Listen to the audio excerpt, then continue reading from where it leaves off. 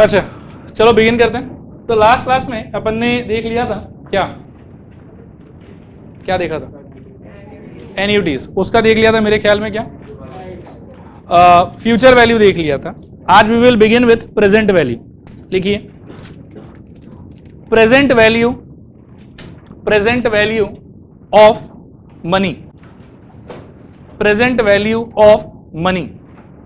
इसमें लिखिए present value is today's value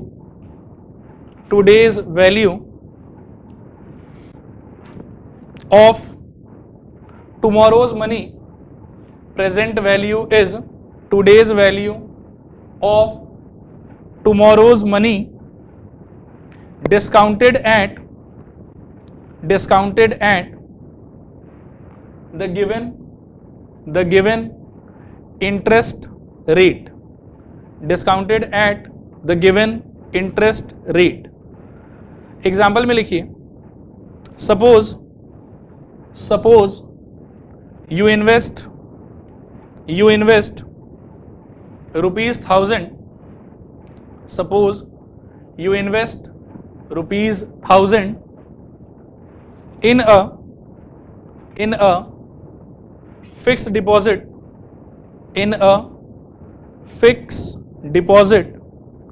that pays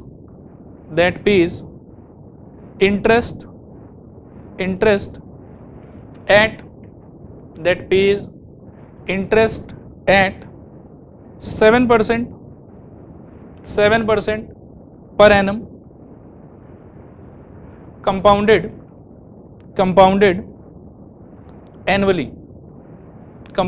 annually, then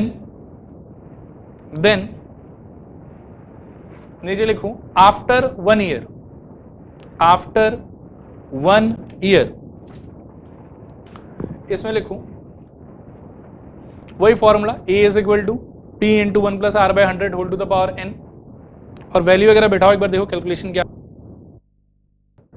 okay एक बार मैं भी दिखा देता हूं, देखो P इक्वल टू कितना है आपके पास 1000, R इक्वल टू या I इक्वल टू कितना हो जाएगा 7/100 विच इज इक्वल टू 0.07, और n इक्वल टू कितना हो जाएगा 1। अब फॉर्मूला लगाओगे A is equal to P into 1 + I to the power n which is equal to 1000 into 1 + 0.07 to the power 1 which is 1000 plus कितना आएगा 77, मतलब अंदर घुसा दिया तो 1070। लास्ट क्लास में हमने पढ़ा था कि यहाँ पर हम कहेंगे 1070 is the future value of 1000 after 1 year compounded at the rate of 7%। लिखो इस लाइन को वापस, therefore 1070 is the 1070 is the future value of ₹1000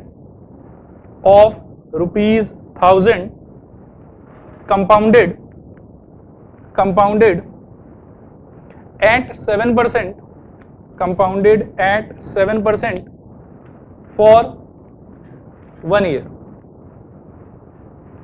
compounded at 7% for 1 year, full stop। आगे लिखो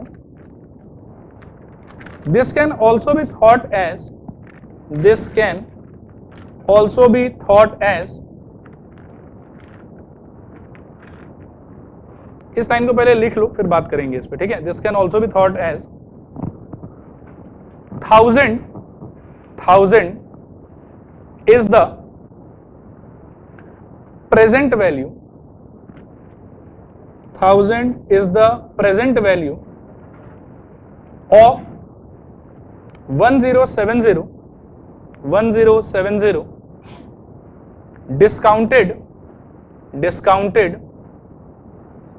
at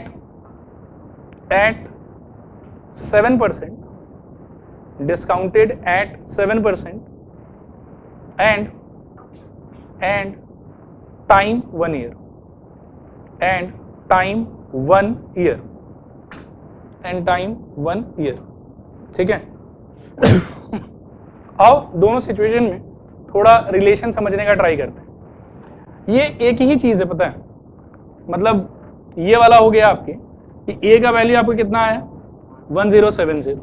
तो एक्चुअली इन सबके बीच में कनेक्शन ये है कि 1070 equal to 1000 into 1 plus 0.07 power 1। ठीक है। अब यहाँ पर क्या है कि 1070 इज फ्यूचर वैल्यू, ये फ्यूचर वैल्यू है किसका 1000 का। ठीक है ना। At the rate of interest कितना 7% for a period of 1 year. इसी चीज को उल्टा हम ऐसे कह सकते हैं कि 1070 जो मेरे को 1 साल के बाद मिलने वाला है उसका आज के डेट में प्रेजेंट वैल्यू कितना हो जाएगा 1000। और रेट ऑफ इंटरेस्ट ना यूज तो सेम ही होता है, लेकिन जब आप प्रेजेंट से फ्यूचर की तरफ जाते हो तो उसको बोला जाता है कंपाउंडेड, और जब आप फ्यूचर से प्रेजेंट की तरफ आते हो ना तो rate of interest same he use होता है, लेकिन वर्ड यूज होता है डिस्काउंटेड। बात आया समझ। तो अगर मैं फ्यूचर वैल्यू के लिए प्रेडिक्शन करूंगा इस सिचुएशन में तो आई विल से कि 1070 is the future value of ₹1000 compounded at the rate of 7% per annum for 1 year. और उल्टा बोलूंगा तो क्या बोलूंगा फ्यूचर से प्रेजेंट के लिए 1000 is the present value of 1070 discounted at the rate of 7% per annum for 1 year. नहीं आया समझ थोड़ा पूरा। आप लोग ऐसा करो कि ये लिखा हुआ ना आप लोग का, इसके साइड में ना ये लिखो कि 1000, ये नहीं, हाँ इसको काट रहा हूं मैं, 1000 इज इक्वल टू आप लिखो। अब देखना कि 1000 का वैल्यू क्या हो जाएगा, ये चीज नीचे चला जाएगा ना, तो अपन ऐसा कह सकते हैं कि 1070 divided by 1 plus 0.07 to the power 1। ये लिख लो, इसे फॉर्मूला समझने में इजी होगा आप लोग के लिए। डन।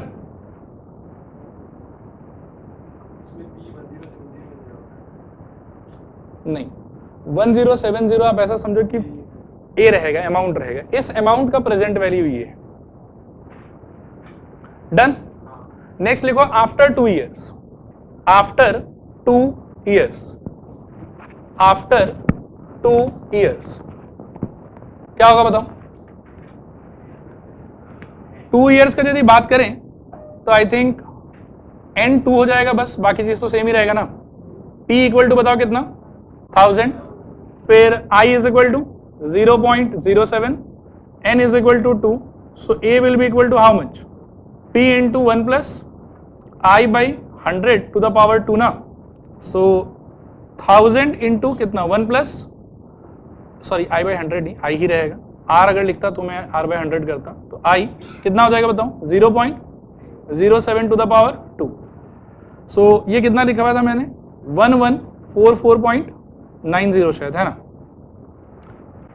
1144.90 लास्ट क्लास में लिखवाया था, इसका वैल्यू यही था शायद। ठीक है। इसके नीचे स्टेटमेंट लिखो। अगर फ्यूचर वैल्यू के पॉइंट ऑफ व्यू से लिखोगे तो क्या लिखोगे 1144.9 is the future value of 1000 compounded at the rate of 7% per annum for 2 years। आया समझ। लिखो 1144.90 is the future value of 1000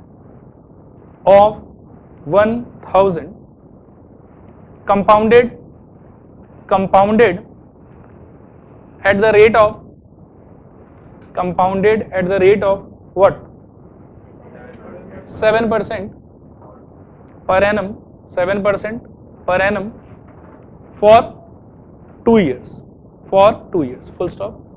और प्रेजेंट वैल्यू के हिसाब से बोलोगे तो क्या बोलोगे लिखो 1000 is the present value, 1000 is the present value of what 1144.9 1000 is the present value of rupees 1144.9, ठीक है, discounted at the rate of how much 7% per annum for कितना 2 years। ये समझ में आता है? ओके इसके बगल में भी अब देखो अमाउंट आपका ये हो गया ना, तो बेसिकली इसमें और इन सारे में कनेक्शन क्या है? कनेक्शन तो ये है शायद कि 1144.90 equal to how much 1000 into कितना बताओ एक बार 1 प्लस 0.07 टू द पावर 2, तो 1000 इक्वल टू क्या हो जाएगा बोलो 1144.90 upon 1 plus 0.07 to the power 2। समझ में आ रहा है? इसको भी लिखो साइड में, इसके साइड में।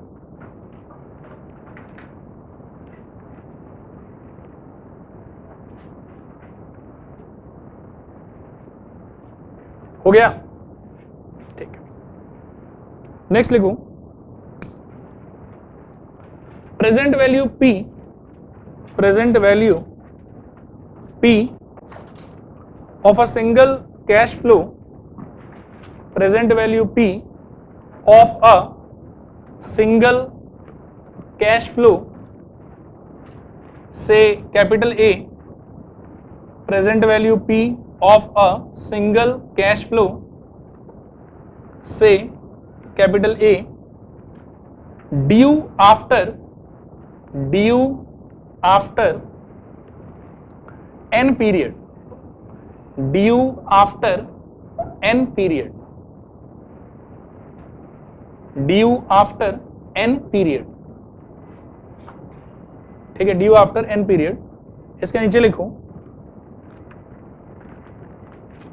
P is equal to A by 1 plus I whole to the power n, P is equal to A by 1 plus I whole to the power n, ठीक है। एक बार थोड़ा समझने का ट्राई करना, वो जो 1 साल और 2 साल वाला फॉर्मूला लिखा हुआ है उस पे चलो एक बार।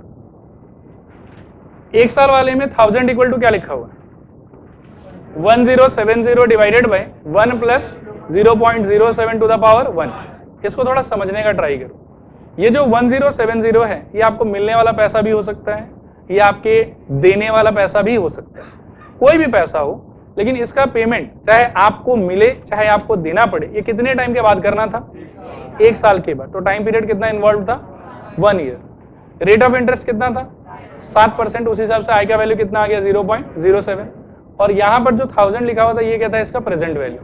तो मतलब इस 1070 का प्रेजेंट वैल्यू जो कि 1 साल के बाद ये पेमेंट होना है, चाहे मिले चाहे देना पड़े वो एक अलग बात है, बाकी ये पेमेंट होना कितने टाइम के बाद में है 1 साल के बाद में। उसका प्रेजेंट वैल्यू निकालने के लिए अपन ने क्या करा कि अमाउंट जो 1 साल बाद मिलने वाला है या देना पड़ेगा divided by 1 plus rate of interest I whole to the power जितना टाइम इन्वॉल्व है।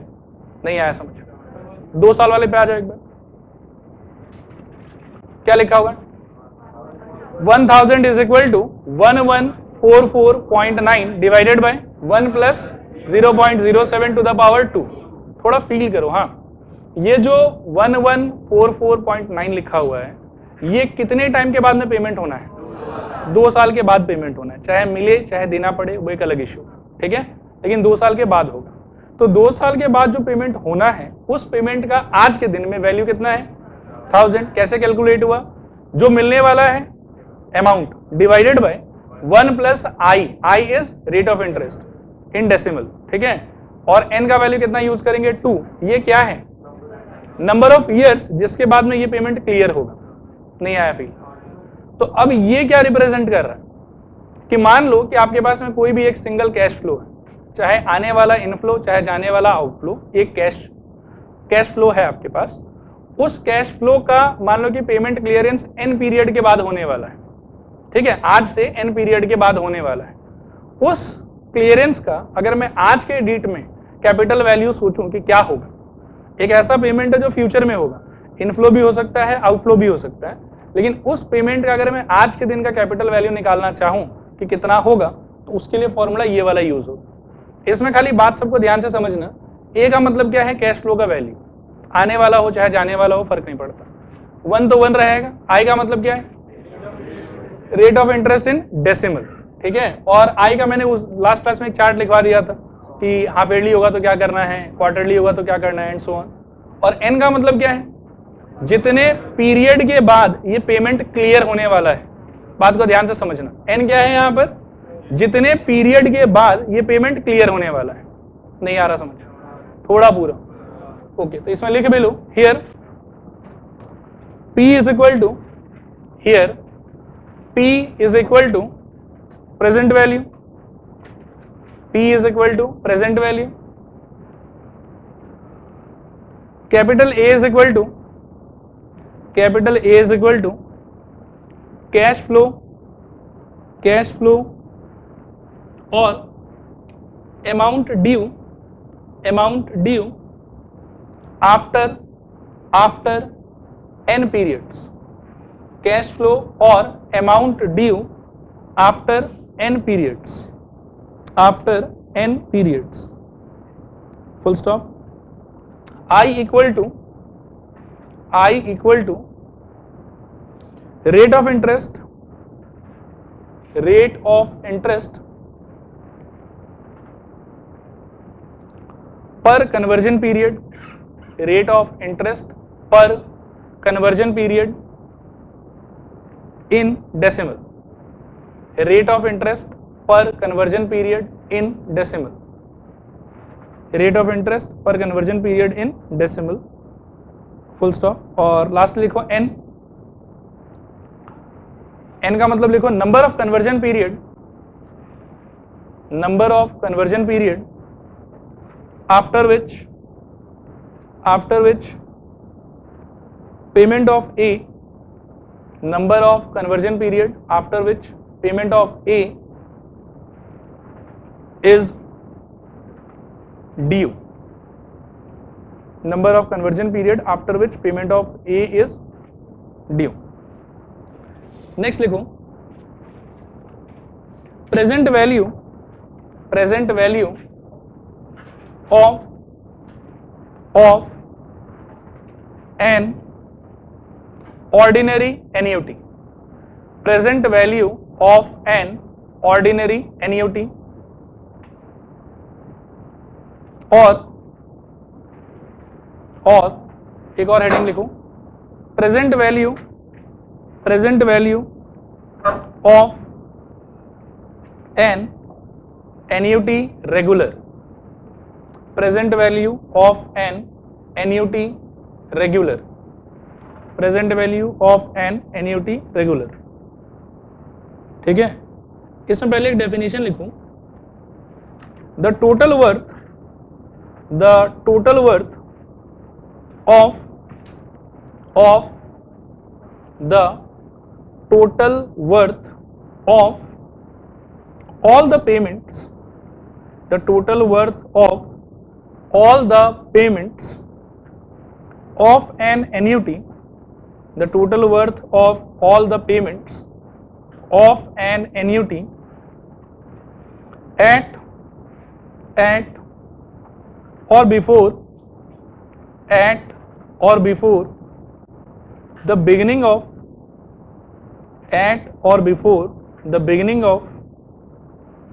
the annuity, at or before the beginning of the annuity is called its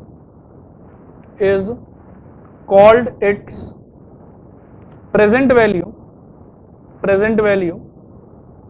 or capital value, is called its present value or capital value, full stop. In other words,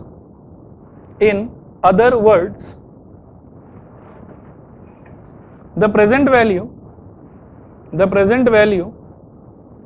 of an annuity, in other words, the present value of an annuity is the sum of the present values, is the sum of the present values of all the payments,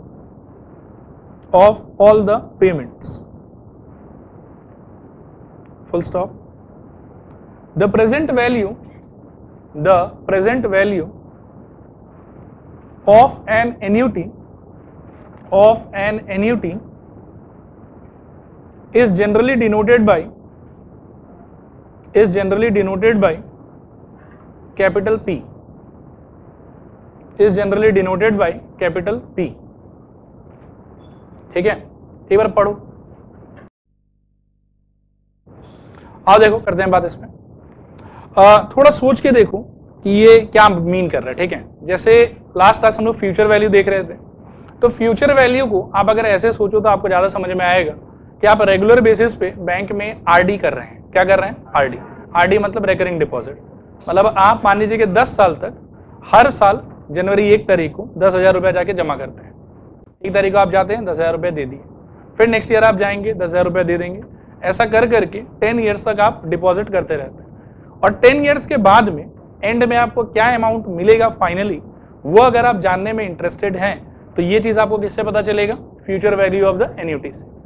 अगर उस हिसाब से आप calculation कर लेंगे तो आपको उसका 10 साल के बाद में अमाउंट कितना बनने वाला है ये चीज आपको पता चल जाएगा। क्लियर है? अब एक दूसरा सिचुएशन सोचिए, मान लीजिए कि आपने कोई सामान खरीदा, ठीक है, कुछ भी खरीद सकते हैं, आईफोन ले लीजिए, ठीक है, या कुछ और ले लीजिए, गैजेट वैजेट जो आपको अच्छा लगे, ठीक है, और लेके मान लीजिए कि आपने उसको लिया है क्रेडिट कार्ड के थ्रू, और क्रेडिट कार्ड का बनने वाला है ईएमआई। क्या बनने वाला है उसका? ईएमआई। अब ठीक है, इनिशियली सामान का कोई एक कॉस्ट था, बट आपने क्रेडिट कार्ड के थ्रू ट्रांजेक्शन कर लिया, ठीक है। तो क्रेडिट कार्ड कंपनी ने बोला कि देखो ठीक है, सामान तो तुम आज ले लो, तुम्हारे बदले हम आज पेमेंट कर देता है, लेकिन तुमको अगले 5 साल तक हमको हर साल 5-5 हज़ार रुपया देना पड़ेगा, ठीक है। तो 5 साल तक 5-5 हज़ार रुपया मतलब कितना हो गया? 25,000 रुपया। अब लेकिन आपके शुरुआत में पैसा नहीं था तभी क्रेडिट कार्ड यूज कर रहे थे, ठीक है, लेकिन अचानक से मान लो कि पैसा आ गया, मतलब टोटल समझो कि ऐसा कोई 6 या 7 ट्रांजेक्शन होने वाला था, 1-2 पेमेंट आप कर दिए, now you are at a position कि अब आप चाहते हो कि हिसाब किताब रफा दफा हो जाए। आपको ऐसा लग रहा है कि नहीं, ये हमसे बहुत ज़्यादा एक्स्ट्रा चार्जेस वगैरह ले रहा है, तो आप चाहते हो कि आज के दिन में हम इस पूरे ट्रांजेक्शन को क्या करते हैं? क्लियर कर दें। तब देखो कि फ्यूचर में आप हर साल 5-5 हज़ार देने वाले थे 5 साल तक। कितना देने वाले थे? 5-5 हज़ार। और कितने साल तक? 5 साल तक। तो नियम से ये अमाउंट कितना होता? 25,000। Today you have enough money, जो भी देना होगा दे के आप क्लियर कर सकते हो। विल यू पे 25,000 टुडे? अगर आप आज जाओगे पेमेंट क्लियर करने के लिए, तो क्या नियम से आपको आज 25,000 देना चाहिए? नहीं देना चाहिए। ज्यादा देना चाहिए कि कम देना चाहिए? ऑब्वियसली कम देना चाहिए, लेकिन सवाल उठता है कि कितना कम देना चाहिए। तो उस सिचुएशन में आपको पता करना पड़ेगा प्रेजेंट वैल्यू ऑफ दैट 25,000। जो पहला 5,000 1 साल के बाद ड्यू है, उसका आपको पता करना पड़ेगा कि आज प्रेजेंट वैल्यू कितना होगा, ठीक है, क्योंकि वो 1 साल के बाद ड्यू है। फिर 2 साल के बाद में और 5,000 ड्यू है, उसका भी आपको क्या पता करना पड़ेगा? Present value. और 5,000 3 साल के बाद प्रेजेंट वैल्यू, और 5,000 4 साल के बाद प्रेजेंट वैल्यू, और 5,000 5 साल के बाद में उसका भी प्रेजेंट वैल्यू।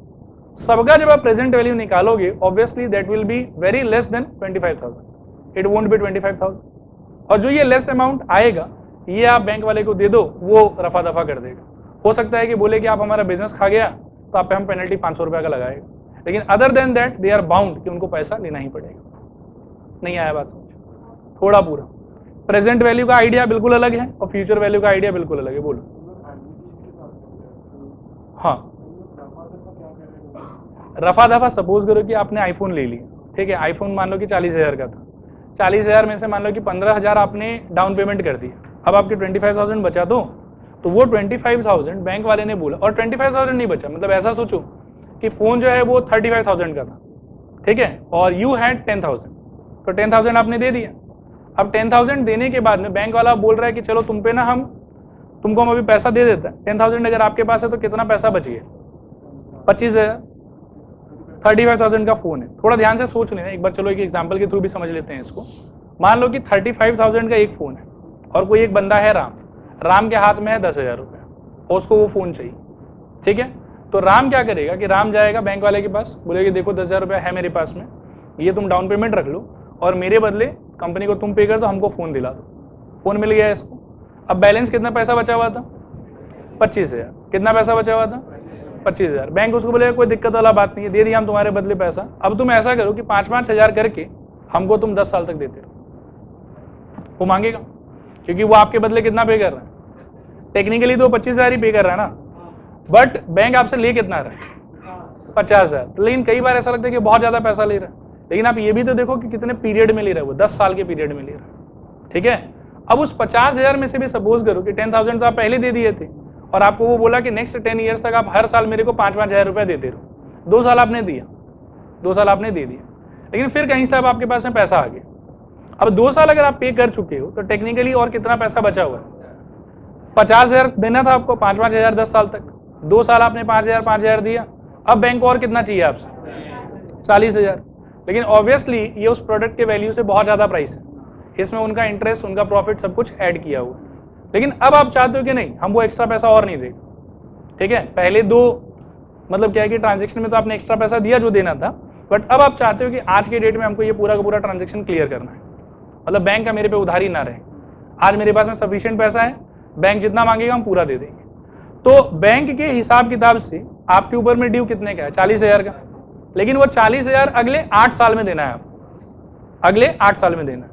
आप चाहते हैं कि ट्रांजेक्शन आज खत्म हो जाए, कल से मेरा बैंक ड्यू जो है कुछ भी ना रहे। सही कह रहा हूं मैं?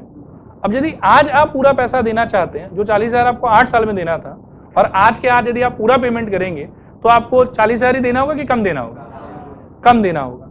तो वो कितना कम देना होगा, कितना देना होगा उसको? तो बैंक वाला कोई ना कोई एक रेट ऑफ इंटरेस्ट बताएगा आपको कि हम आप पे ये रेट ऑफ इंटरेस्ट से चार्ज कर रहे थे।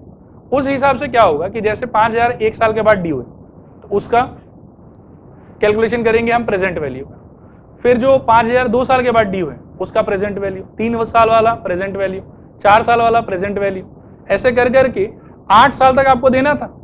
तो हर साल का आपको प्रेजेंट वैल्यू निकालना पड़ेगा, and every present value will obviously be less than 5,000। आप यहां पर भी देख सकते हो, अगर मान लो कि ए के जगह पे 5,000 बिठाओगे और नीचे वाला चीज अगर 1 से बड़ा ही है तो ओवरऑल इसका आंसर तो 5,000 से छोटा ही रहेगा ना। तो हर 5,000 जो 1 साल 2 साल 3 साल 4 साल के बाद ड्यू था आपका, सबका आप क्या निकालोगे? Present value. सारा प्रेजेंट वैल्यू ऐड करने के अंदर ऑब्वियसली 40,000 से क्या आएगा? कम। और वो जो अमाउंट होगा, आप अगर वो अमाउंट बैंक को आज दे देते हैं तो बैंक इस बाउंड की वो आपका ट्रांजेक्शन खत्म कर देगा। इसमें हो सकता है कुछ पेनल्टी वो ऐड करे, बिकॉज आप उसका प्रॉफिट का लॉस करवा रहे हो। आप अगर मान लो कि इतना लंबा टाइम पीरियड यूज करके पैसा उसको देते तो उसको ज्यादा प्रॉफिट होता आपसे, लेकिन आप तो बोल रहे हो कि नहीं, अब हम वो नहीं करेगा, हम आज ही पैसा दे देगा तुमको। तो बैंक हो सकता है कि थोड़ा पेनल्टी लगाए, बट टेक्निकली यही वो अमाउंट होगा जो आपको बैंक को देना पड़ेगा आज के दिन में। नहीं आया समझ? थोड़ा पूरा। तो ये प्रेजेंट वैल्यू का एप्लीकेशन। क्लियर पक्का कि नहीं क्लियर? एक बार ध्यान से थोड़ा और सोच लेते हैं। फ्यूचर वैल्यू का एप्लीकेशन क्या है कि बैंक में हम पैसा जमा करेंगे एक सर्टेन पॉइंट तक, एक रेगुलर इंटरवल पे कुछ कुछ डिपॉजिट कर करके, और एंड में हमको कितना पैसा मिलेगा वो कौन से आइडिया से सॉल्व हो सकता है? फ्यूचर वैल्यू से। लेकिन सपोज करो कि बैंक से हमने कोई प्रकार का लोन लिया है, थोड़ा पैसा दे दिया, अब थोड़ा सा उसका कुछ ट्रांजेक्शन बाकी है जिसमें वो मेरे को बोल रहा है कि आपको ये सर्टेन अमाउंट है या हर साल इतना इतना इतना इतना देना है आपको 10 साल तक। लेकिन वो ट्रांजेक्शन अगर मैं आज के दिन में खत्म करना चाहता हूँ, मैं बोलता हूँ कि नहीं भैया तुम्हारे से हमको कोई रिश्ता नहीं रखना है, आज ही पैसा लो, बात खत्म करो, तो आज मुझे वो पूरा अमाउंट नहीं देना पड़ेगा, मुझे थोड़ा कम देना पड़ेगा। कितना कम देना पड़ेगा? सारे फ्यूचर ट्रांजेक्शन का एक एक करके मेरे को क्या निकालना पड़ेगा? Present value. और जो भी टोटल प्रेजेंट वैल्यू आएगा सारे फ्यूचर के पेमेंट्स का, वो सारा प्रेजेंट वैल्यू का सम अप अगर मैं बैंक वाले को दे दूं तो मेरा ट्रांजेक्शन टेक्निकली खत्म। नहीं आया समझ? थोड़ा पूरा पक्का? मुंडे हिला रहे, बस मुंह से बोल नहीं रहे। आया नहीं आया? थोड़ा पूरा? ठीक है, आगे बढ़ते हैं। थोड़ा सा लिखो। ये लिखने से पहले डेफिनेशन ना एक बार और गो थ्रू कर लो आप लोग, देखो कुछ फील हो रहा है।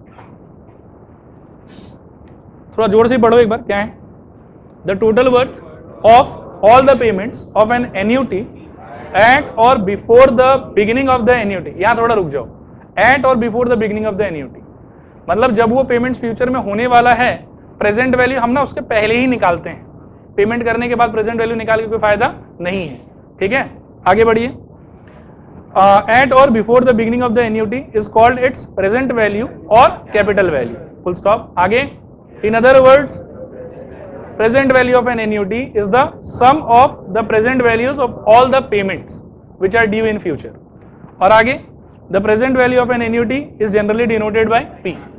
ठीक है, अब हम क्या है कि पी को कैलकुलेट करने के लिए ग्रेट ग्रैंड फॉर्मूला डेवलप करेंगे और देखिए आप लोग, काफी इजी है, समझ में आ जाएगा। आज भी लास्ट टाइम की तरह एक टाइमलाइन बनाएंगे हम लोग। ठीक है, देखिए ध्यान से, ये है मान लीजिए कि आपका टाइमलाइन, ये है पॉइंट 0 जहां पे एन्युटी आपका स्टार्ट होगा, ये है 1 टाइम पीरियड पार, 2 टाइम पीरियड पार, 3 टाइम पीरियड पार, 4 टाइम पीरियड पार, 5 टाइम पीरियड पार, ऐसे कर करके कितना टाइम पीरियड पार करेंगे हम, n के पहले वाला क्या रहा होगा, n-1। फील आ रहा है ना? हाँ, कुछ नहीं फील आए तो बताना।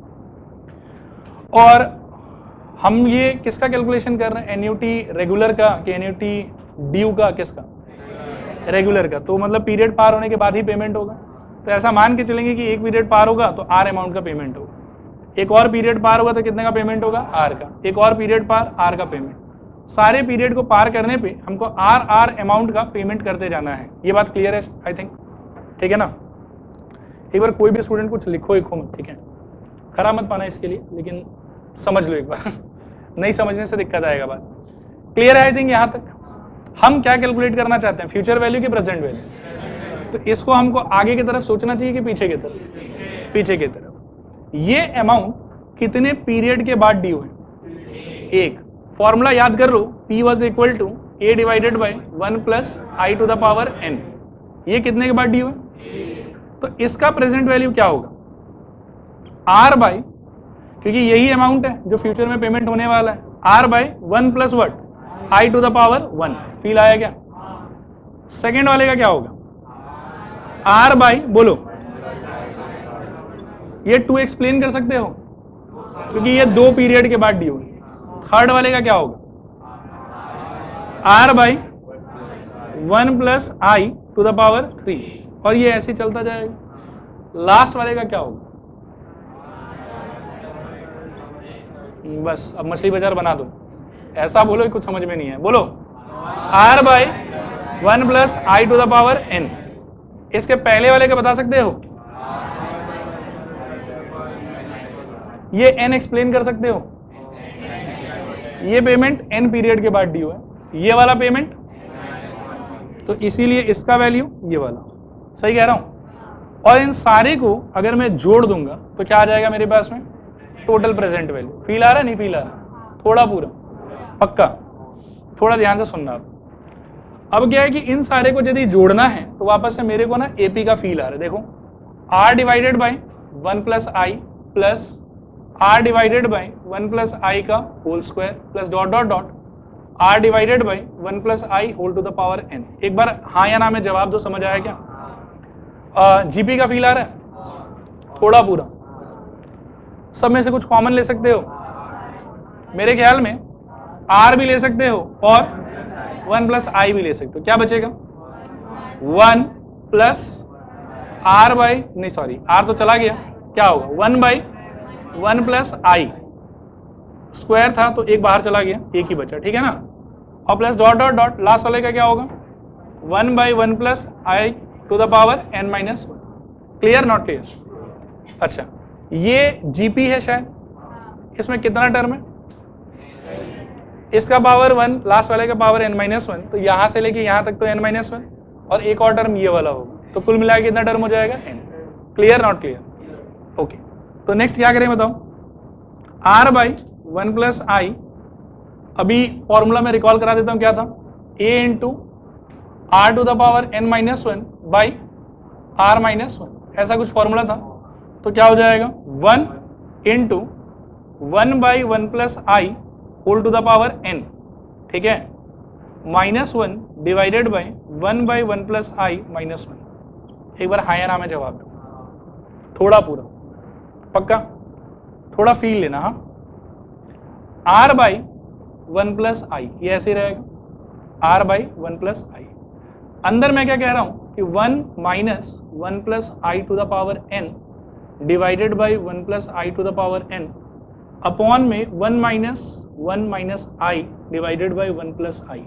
एक बार हाँ या ना में जवाब देख लो बढ़िया से, हड़बड़ाने का जरूरत नहीं।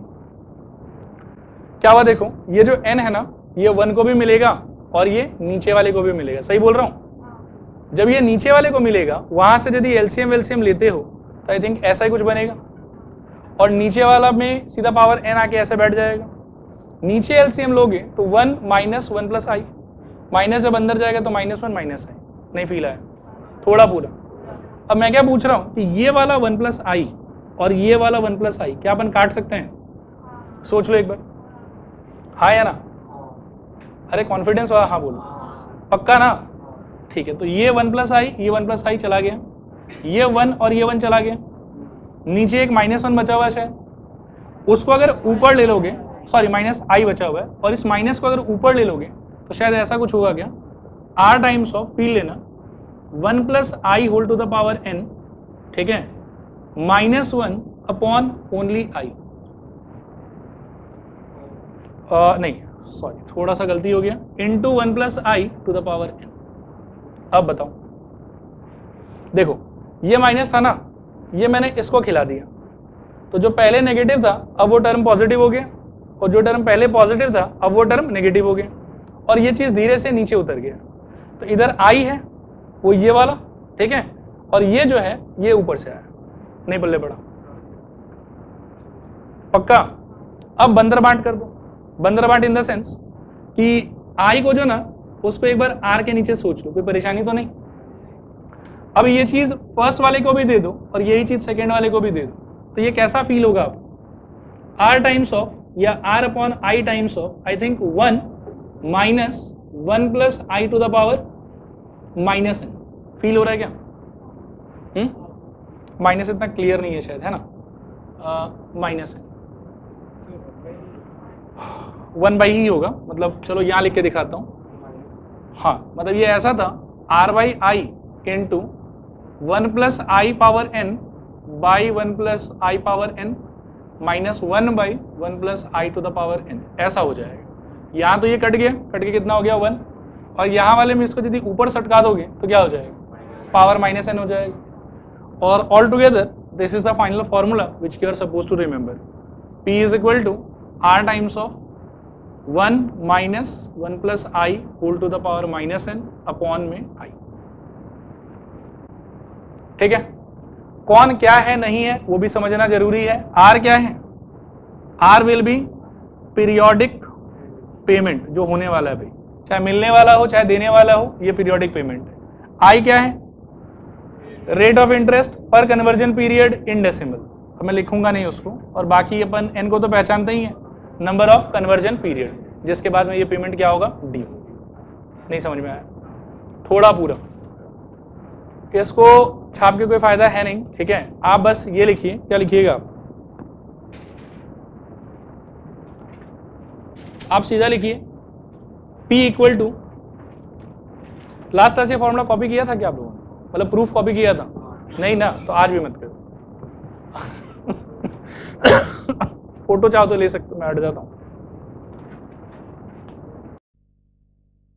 चलिए लिखिए, hence P is equal to, hence P is equal to क्या, ये वाला R into 1 minus 1 plus I whole to the power minus n whole thing upon i, ठीक है। दिस इज प्रेजेंट वैल्यू, उसको बॉक्स कर लीजिए, ठीक है। यहां पर चाहें तो लिख लीजिए R is equal to periodic payment, R is equal to periodic payment, I is equal to, I is equal to, R is equal to periodic payment, I is equal to rate of interest per conversion period, I is equal to rate of interest per conversion period in decimal, I is equal to rate of interest per conversion period in decimal. Done. N is equal to number of conversion period, N is equal to number of conversion period, ठीक है। अच्छा I और N को लेके वही पुराना वाला कहानी है कि सेमी एनुअली हुआ, क्वार्टरली हुआ, मंथली हुआ, तो कैसे चेंज करना है वो लास्ट क्लास में जैसे बताया था, इसमें भी एग्जैक्टली वैसे ही करना पड़ेगा। क्लियर है? अच्छा आगे बढ़िए, सवाल लिखिए। Find the present value, find the present value of an ordinary annuity. Find the present value of an ordinary annuity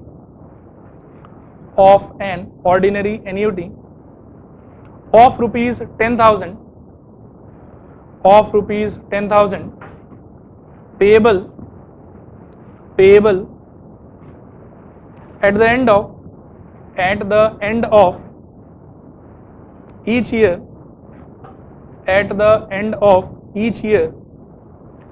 for 3 years, payable at the end of each year for 3 years at 4% per annum, compounded annually. ठीक है, लिखो here P equal to, पहले तो ये formula ही copy कर लो,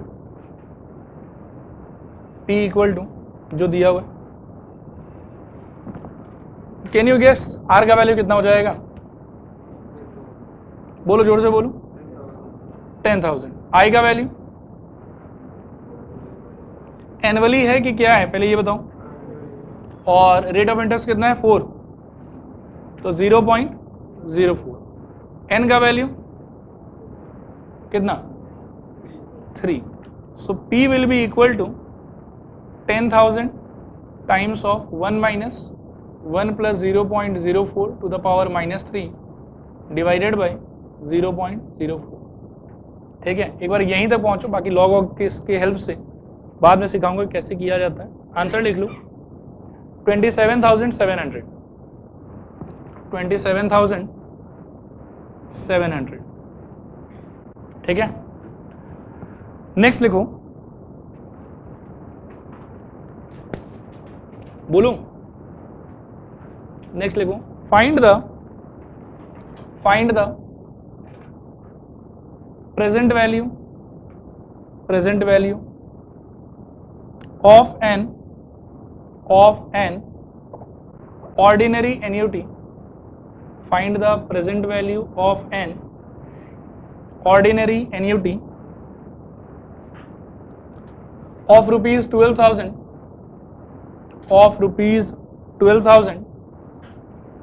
payable at the end of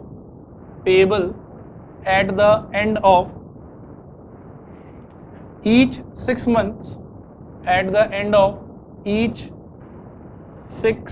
months, for 3 years, when the interest is earned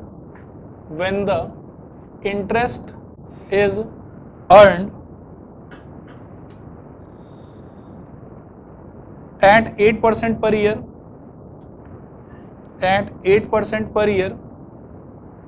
compounded semi-annually,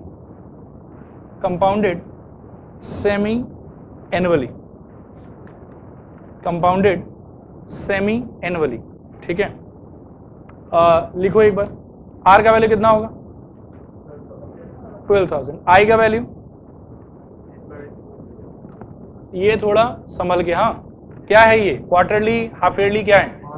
half yearly. तो I will be equal to R by 200, so 8 by 200, 0.04। I is equal to 0.04। N is equal to क्या होगा? कैसे? 3 years के हिसाब से और into 2 क्योंकि half yearly है। N is equal to 3 into 2 that is 6। और क्या हो गया? तीनों ही आ गया शायद। अब लिखो now P is equal to, ये फॉर्मूला कॉपी कर लो और वैल्यू अगर बिठाते हो तो ऐसा कुछ आएगा, 12,000 into 1 minus 1 plus 0.04 to the power -6 whole thing divided by I think 0.04, ऐसा कुछ रहेगा।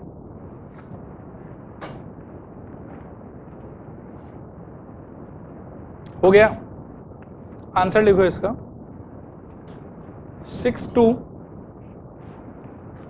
902 62902 ब्रैकेट में लिखना अप्रॉक्स 62902 अप्रॉक्स। ठीक है, एक और क्वेश्चन लिखूं, calculate the amount and the present value, calculate the amount and the present value of an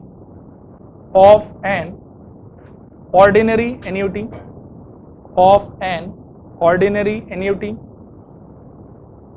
of rupees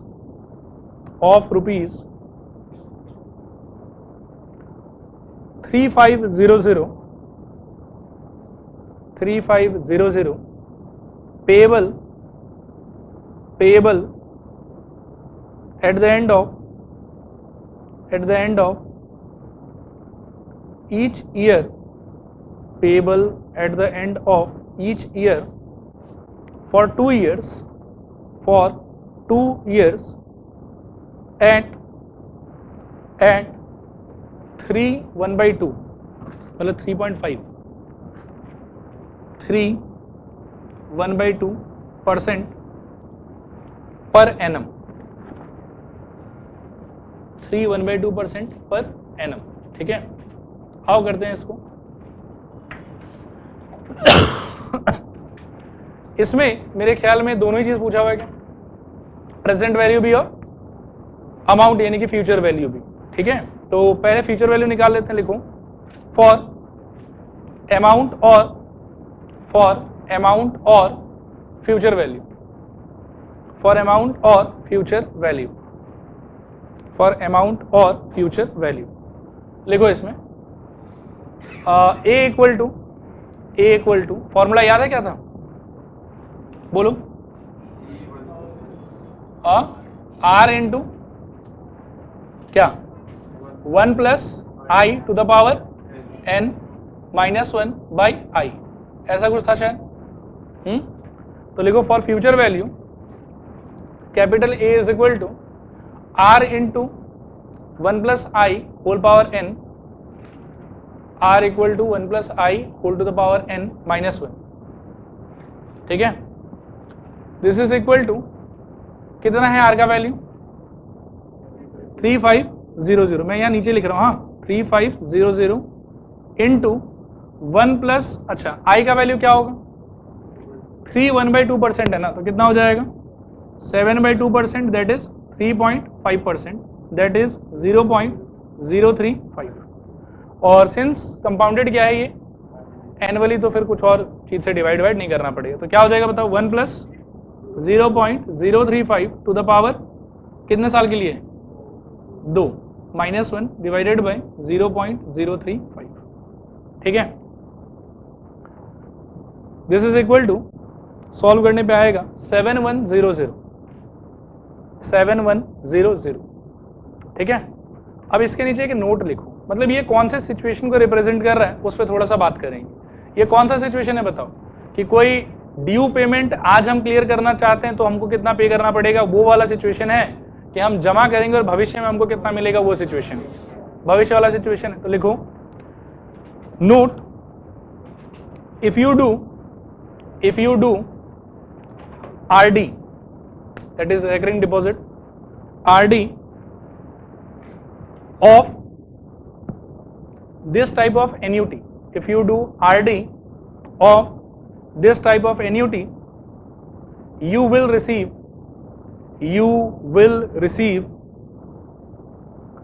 rupees 7100 at the end of 2 years. You will receive rupees 7100 at the end of 2 years. Full stop. अब आते हैं present value पे। लिखूं for present value, इसमें लिखूं P is equal to R into bracket के अंदर 1 + i power -n upon i, और वैल्यूज बिठाओ। R की जगह पर यहां पर भी कितना होगा 3500, I के जगह पर 0.035, so this will basically look like this. मैं यहाँ पर लिख भी देता हूँ, देखो 3500 times of 1 minus 1 plus 0.035 to the power -2 upon में 0.035, ऐसा कुछ रहेगा, ठीक है। नीचे लिखो this is equal to 6630, calculate करने पे आएगा 6630। ये कौन सा सिचुएशन है, फ्यूचर में मिलने वाला कि आज अगर क्लियर करना है तो वो वाला, आज अगर क्लियर करना है तो इसमें लिखो से you have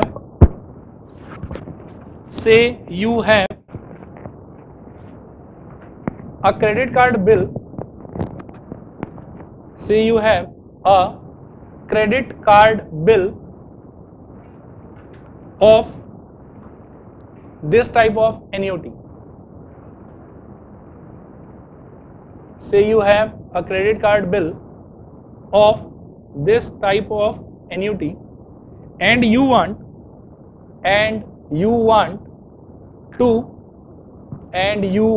to clear it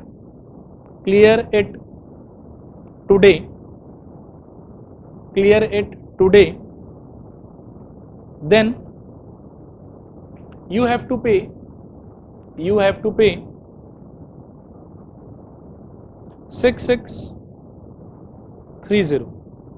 6630, ठीक है, फुल स्टॉप। पढ़ो एक बार, देखो क्या है नहीं है।